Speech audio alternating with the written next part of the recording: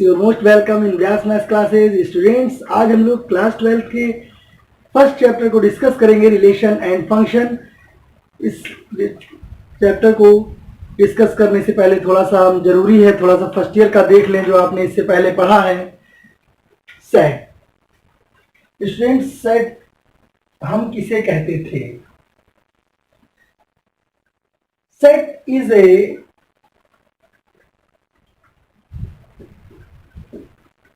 it is a collection of well defined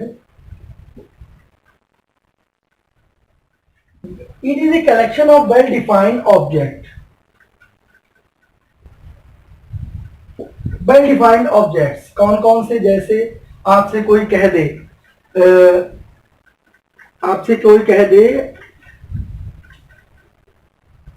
collection of the natural numbers, तो natural numbers को हम जो है, या सेट ऑफ नेचुरल नंबर, तो नेचुरल नंबर को हम नेचुरल नंबर ही कहेंगे।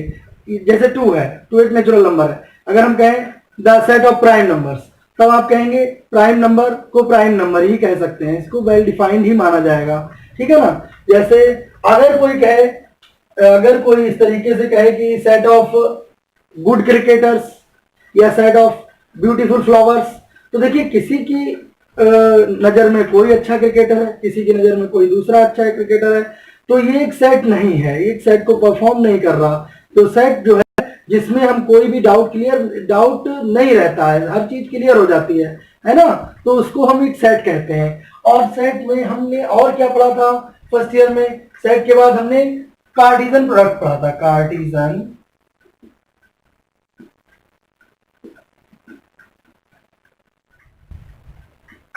प्रोडक्ट क्या होता है? इस तरीके से अगर कोई आपको एक सेट दे रखा है इक्वल टू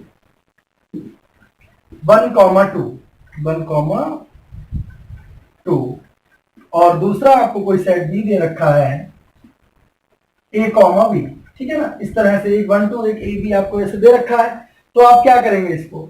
अगर हमें कार्टेशियन प्रोडक्ट निकालना हो तो a क्रॉस b निकालेंगे। a क्रॉस b में क्या होता था? 1, a, ठीक है ना, ये होता था ना 1, b, 2, a और 2,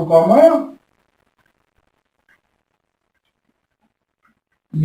ये इस तरीके से आपके ये कार्टेशियन प्रोडक्ट आ गया। इसमें क्या है? ये ऑर्डर्ड पेयर होता है। ये इसे कहते हैं, जैसे 1, a है, इसको a, 1 नहीं हम लिख सकते अपनी मर्जी से, क्योंकि इसमें पेयर ऑर्डर्ड होते हैं, ऑर्डर्ड पेयर। अच्छा, b क्रॉस a, अगर हमसे कोई कहे b का a के साथ निकालिए, तो b का a के साथ कितना हो जाएगा? b के एलिमेंट्स को अब पहले लिखेंगे, b के एलिमेंट्स डोमेन हो जाएंगे।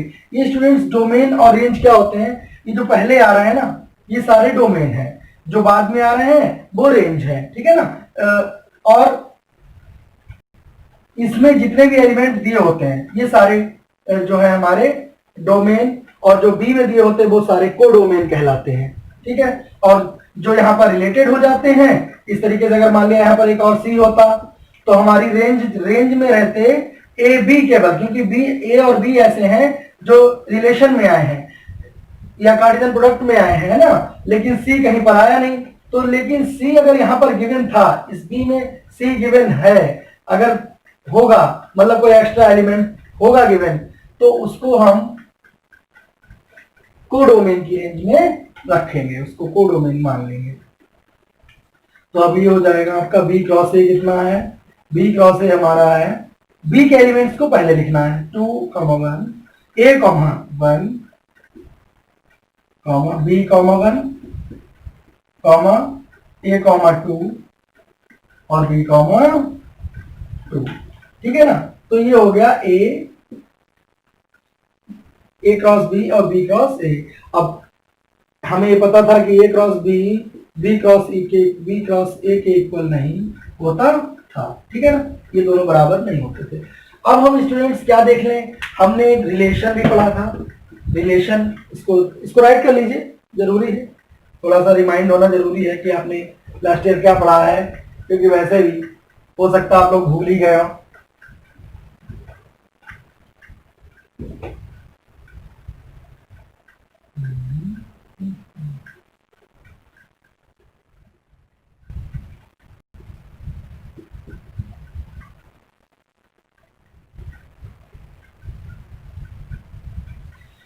एक रिलेशन क्या होता है?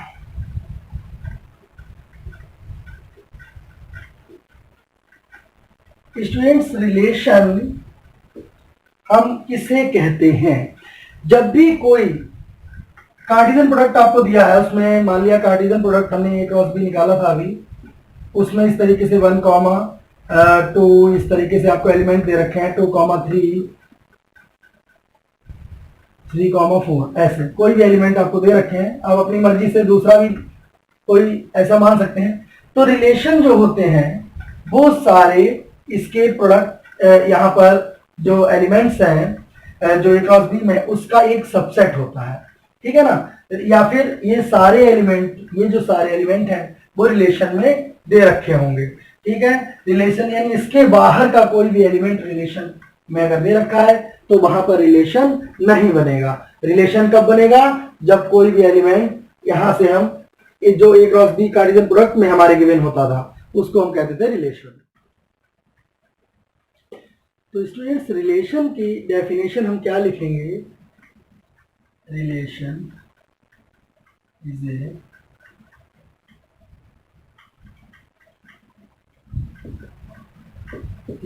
ए subset of Cartesian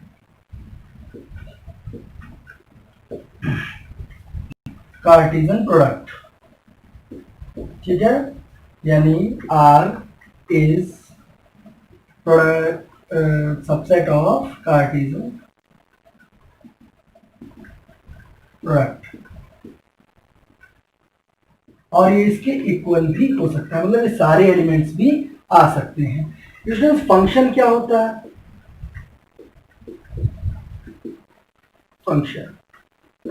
function is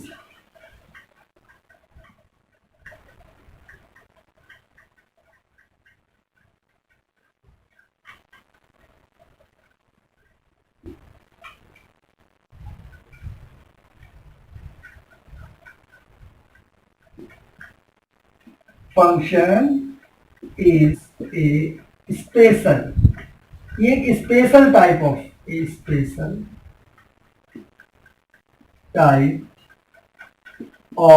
relations, एक स्पेशल टाइप ऑफ रिलेशंस को हम फंक्शन कहते हैं। Function is a special type of relation. कैसे? जैसे अगर हमने देखा, फॉर एग्जाम्पल, हम यहाँ पर एग्जाम्पल के तौर पे आपको दो चीजें दिखाएंगे। एक रिलेशन हमारा होगा R1, 1, 2, 2, 3, 3, 4, इस तरीके से कोई फंक्शन है, रिलेशन कोई ऐसे है। एक दूसरा रिलेशन R2 है, 2, 3, 1, 2, 1, 4 एंड 2, 4, इस तरह से। आपने एक चीज देखी, ये हमारा रिलेशन है लेकिन ये फंक्शन है, function, this is function, this relation called function. ये रिलेशन फंक्शन है और ये रिलेशन फंक्शन नहीं है। क्यों नहीं है फंक्शन? ये बस समझने वाली बात है। क्यों ये स्पेशल टाइप है ऑफ रिलेशन है, ये समझने वाली बात है। स्टूडेंट्स, इसमें 1, 2, 2, 3, 3, 4 आपने देखा, हर बार डोमेन एक नया नंबर है, कहीं पर भी डोमेन रिपीट नहीं हो रहा। लेकिन इसमें आप देखिए सेकेंड R2 में आपने क्या देखा, 2, 3, 1, 2, 1, 4, यहाँ पर देखिए 1 and 1, these two numbers are, दो डोमेन्स आर रिपीटेड। अगर ये रिपीटेड हो जाएंगे तो ऐसे रिलेशन को हम फंक्शंस नहीं कहेंगे, हम इन्हें क्या कहेंगे? ये हमारे कहलाएंगे only relations, not function. Okay students, clear हो गया? इसको राइट कर लीजिए। अब हम क्या देखेंगे स्टूडेंट्स? आई होप आपको पिछला याद आ रहा होगा कि आपने यही फर्स्ट ईयर में पढ़ा था, इस टाइप से सम्स भी करे थे आपने, तो ज़्यादा डिफिकल्ट नहीं है, क्योंकि बेस से उठाना, अगर हम इसको आगे बढ़ाना चाहते हैं आपको इस चैप्टर को, तो जरूरी है कि हम इसको थोड़ा सा बेस से जोड़ें, इसलिए हमने आपको पढ़ाया है। अब आप देखते हैं यूनिवर्सल रिलेशन क्या होता है? यूनिवर्सल रिलेशन से पहले हम देख लें वॉइड रिलेशन यानी एम्प्टी रिलेशन। एम्प्टी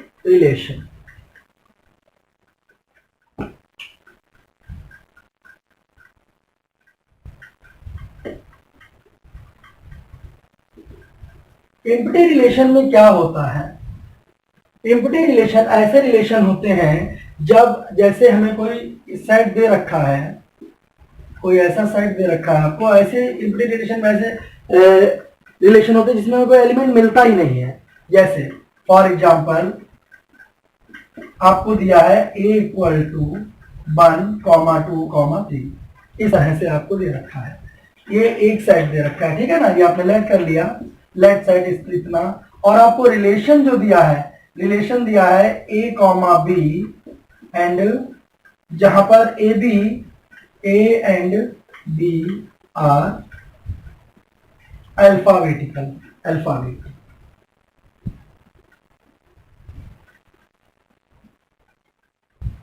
ये अल्फाबेट है। क्या आपको ऐसा लग रहा है कि ए और बी अल्फाबेट है? यहां पर मिलेगा क्या अल्फाबेट? मिल ही नहीं सकता। तो ये कैसा हो गया? एक एम्प्टी रिलेशन हो गया। इससे जो भी रिलेशन बनेंगे वो सब एम्प्टी रिलेशन होंगे। अब है यूनिवर्सल, कुछ बनेगा ही नहीं, आपको ऐसे कोई एलिमेंट ही नहीं मिलेंगे जिसको आप रिलेशन बनाएंगे, है ना। तो एम्प्टी रिलेशन के बाद हो जाएगा आपका यूनिवर्सल रिलेशन।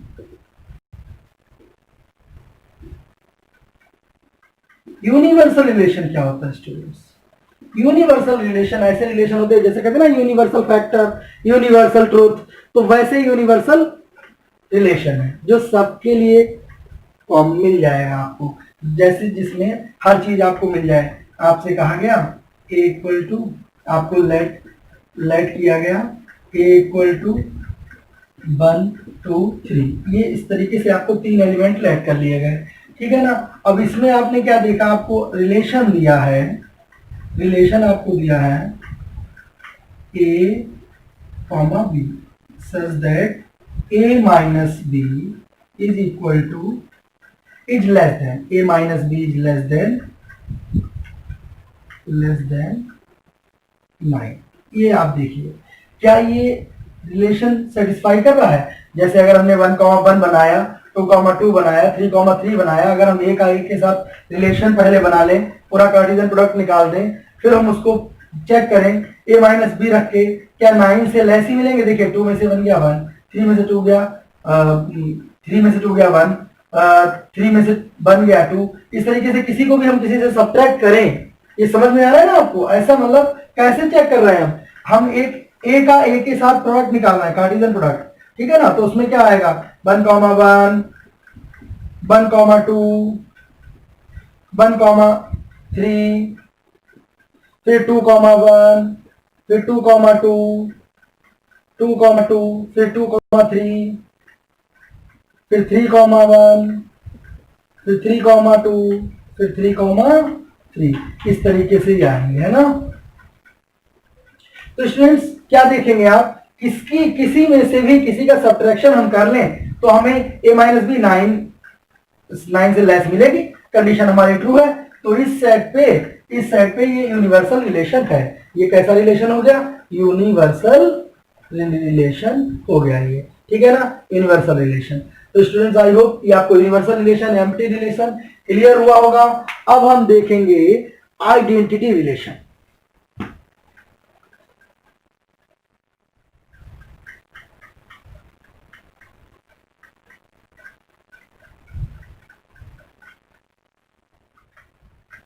आइडेंटिटी रिलेशन में क्या होता है? जब कोई रिलेशन इस टाइप से हो, अब हम देख लें आइडेंटिटी रिलेशन।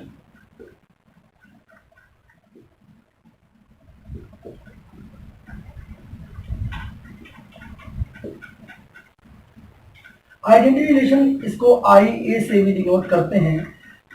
लेट कर लिया आपने कोई, लेट ए इक्वल टू 1, 2, 3, इस तरीके से कोई सेट है जिसमें अगर एलिमेंट्स आपको 1,1, 2,2,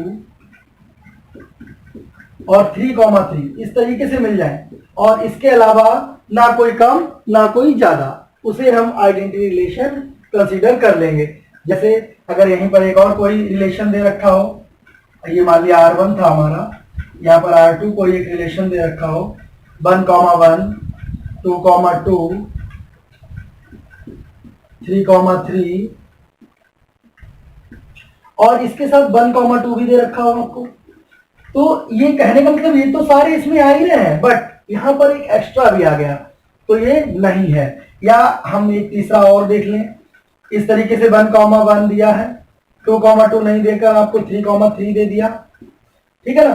तब क्या होगा, तब भी ये रिलेशन आइडेंटिटी नहीं होगा, क्योंकि इसमें 2,2 का एलिमेंट नहीं है। ना हमें कम पे सेटिस्फाई होना है ना ज्यादा पे, आइडेंटिटी रिलेशन में इक्वल होना जरूरी है। अब हम देख लें स्टूडेंट्स, एक्सरसाइज में जो हमसे महत्वपूर्ण चीजें पूछी जाएंगी उसके बारे में। सबसे पहले हम देखेंगे रिफ्लेक्सिव। रिफ्लेक्सिव क्या होता है, रिफ्लेक्सिव रिलेशन।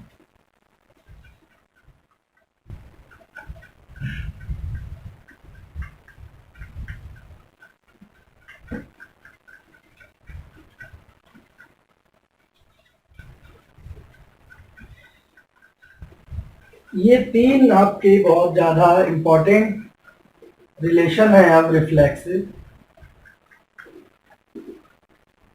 रिलेशन,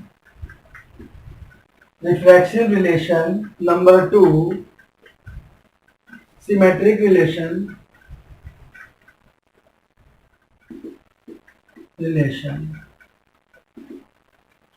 और नंबर 3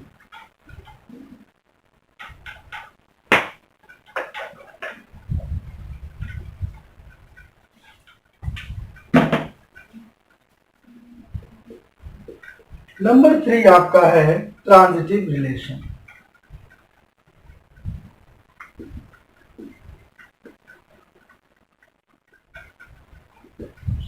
ट्रांजिटिव रिलेशन, देखिए रिफ्लेक्सिव में क्या है, अगर कोई रिलेशन इस टाइप इस ऐसे है, आप ए कॉमा ए इस प्रकार रिलेशन में है, जहां